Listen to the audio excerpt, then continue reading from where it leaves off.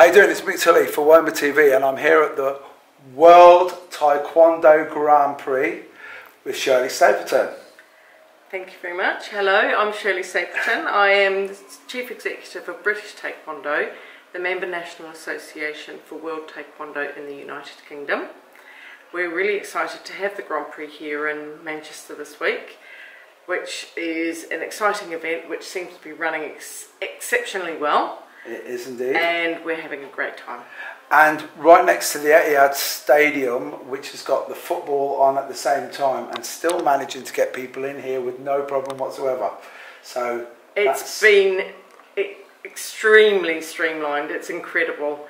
The match went off with a hitch today, and we haven't even seen a hiccup in our own activities. Right. So definitely. So it's the Grand Prix, right? So this is 32 best fighters. Yes. And they have to accumulate points, which are then going to bring them forward, which is all roads lead to Tokyo at the moment, right? Yes. So how much work goes into bringing this Grand Prix together? Well, there's an entire team working full-time on pulling the event together, which is, as you know, culminates in the three-day event this weekend. But we've got the World Championships also in Manchester in May of next year. Wow! So that same team is carrying on. So they'll close up on Monday, but then the real work for the World Championships, which is an even bigger event, happens in May. Right now, we talked off camera about this, and I'm intrigued, and this is really what I wanted to ask you. The question is, you're not a martial artist, are you? No, not at all. So, first of all, if you don't mind me asking, what was your views when you got a phone call saying, "Come and work for Taekwondo"?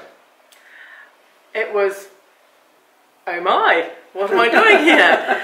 But the reality is, the Taekwondo community in Britain doesn't need any additional expertise in Taekwondo. They are the most fantastic community of people, and the subject matter expertise amongst them all is unrivaled. Yeah.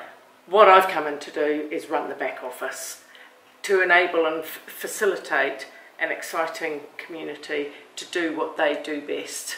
Yeah. We do the stuff that I would say doesn't really impact.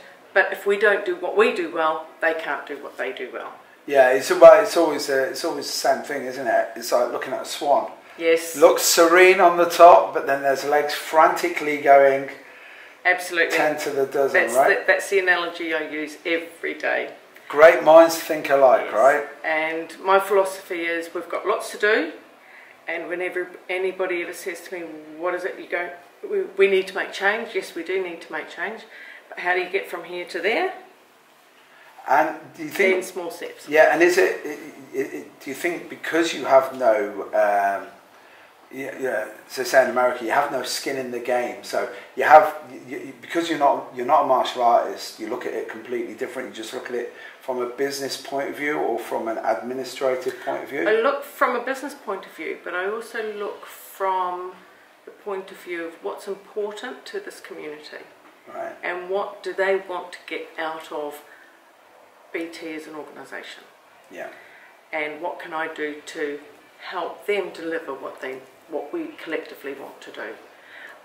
These people, British Taekwondo as a community have been working and enjoying and living this martial art for collectively hundreds and hundreds of man years. Yeah. I can't tell them anything about their martial art, but what I do bring is the ability to stand back and say, as a business, how do we move collectively forward?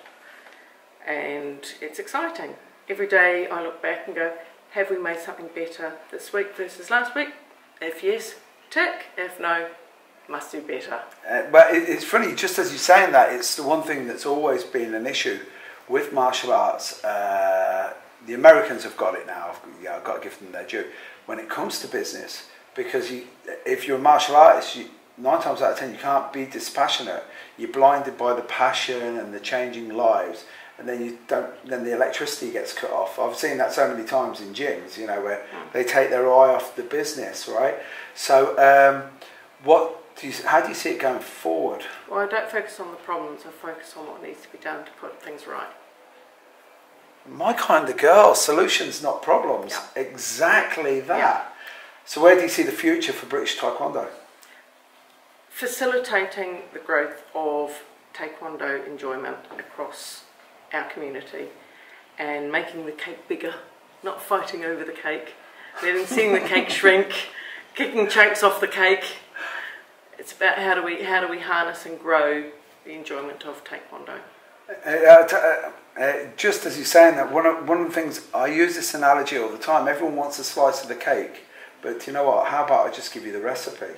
I say it all the time, as you can see, I eat a bit of cake, you know, but that's the one thing that's always, I think, is stymied and held back martial arts, just globally, is the politics, you know, I just don't get it. Karate are now going to go into, luckily enough, the pressure's going to be off Taekwondo, because Judo had it, then Taekwondo came in and took the pressure. Now Karate's going into the Olympics and they're going to take the pressure.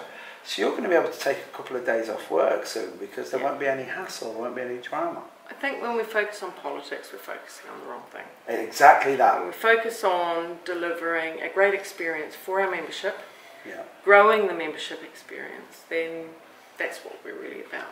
And that's what we can do. And there's lots of people within the organisation, people from outside the organisation that we really want to foster closer relations with, yeah, to harness and expand enjoyment of Taekwondo in Britain. Yeah. And lastly, I'm going to ask you, whenever you watch a match, do you get excited? Oh, of course I do.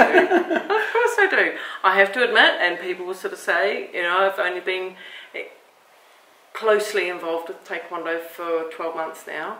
I still don't understand the finer points of it, but it still fires me up with enthusiasm. Well, I've often said, you know, if you want to see a fast-paced sport and you want to see tactics and you want to see excitement, and it's still got it, right? Oh, absolutely, absolutely. Well, thank you so much for your time. Thank you very much. And enjoy. You've got one more day left, and then you can take the foot off the gas for a day, and then it's straight on to the Worlds. Yeah. Well, in between then, we've got our own national championships next weekend. Wow. For Karugi, and in December we've got our national championships for Pumse, as well as taking 3 teams to international competitions at a World Taekwondo level for World Championships Pumse, European Championships for the cadets, and under 21 championships. So it's a really full agenda between now and December. Wow. Well, do you hear that? That is the call to say we're finished. Thank you so much. My pleasure.